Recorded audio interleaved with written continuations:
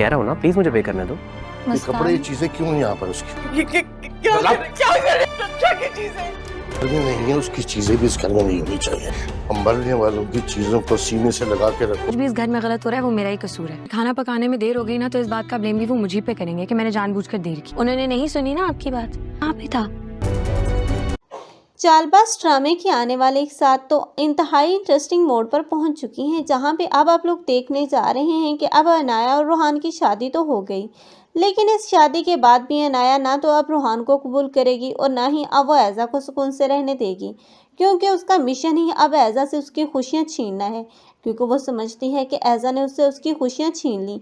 इसलिए वो इंतकाम की आग में इतना ज़्यादा आगे बढ़ जाएगी कि अब वो अपनी ही बहन का घर उजाड़ने की कोशिश करेगी। लेकिन ऐज़ा भी किसी से कम नहीं, क्योंकि ऐज़ा अब वो ईशल के पीछे हाथ धोकर पड़ चुकी है, क्योंकि अब वो बिजनेस की दुनिया में अब ईशल को आगे नहीं जाने देगी। एक तरफ से तो वो असद के दिल में ईशल और आशिर के लिए बदगुमानी का बीज बोएगी और दूसरी ही तरफ अब वो आशिर के दिल में अब ईशल के लिए नफरत को बढ़ाएगी और ये बात साबित करेगी कि ईशल इन दोनों के साथ ही मुखलिस नहीं, बल्कि वो अपने बाबा का ऑफिस संभालना चाहती हैं और इन लोगों को नुकसान पहुंचाना चाहती है और इस घर में बिल्कुल भी सिंसियर नहीं है और रिश्तों को तोड़ना चाहती हैं और तरह तरह के बहतान और गलत फहमियाँ डालेगी अब आशिर और सब घर वालों के दिलों में इस ईशल के खिलाफ।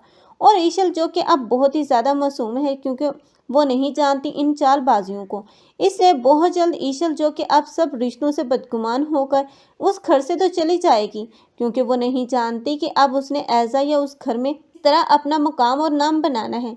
लेकिन अब ईशल का चले जाना ही अब ऐज़ा और अनाया की हकीकत सबके सामने लाएगा, क्योंकि ईशल जाएगी तभी तो अनाया अब ऐज़ा की हकीकत सब पर अयां करेगी। लेकिन ईशल है वो अनाया को वक्तन फ़वक्तन ये ज़रूर बताएगी कि अब शियान जो कि अब दावा कर रहा है कि उसने तुमसे निकाह किया था, आखिर असल माजरा क्या है।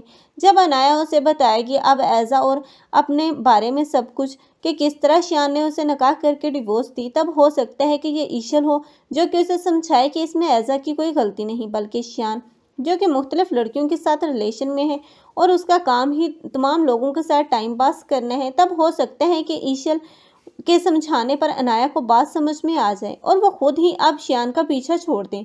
लेकिन तब तक शियान जो कि अब इतना ज़्यादा अब नफरत और बदला लेने की आग में आगे बढ़ जाएगा कि वो ऐज़ा को बर्बाद करने के लिए इसी अनाया को ब्लैकमेल करेगा। आप लोगों को ये ड्रामा कैसा लग रहा है कमेंट सेक्शन में अपनी कीमती राय का इज़हार लाज़मी करें।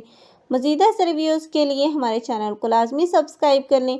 अगर आप लोगों को हमारी वीडियो अच्छी लगी हो तो वीडियो को लाइक करना मत भूलिएगा। अल्लाह हाफिज़।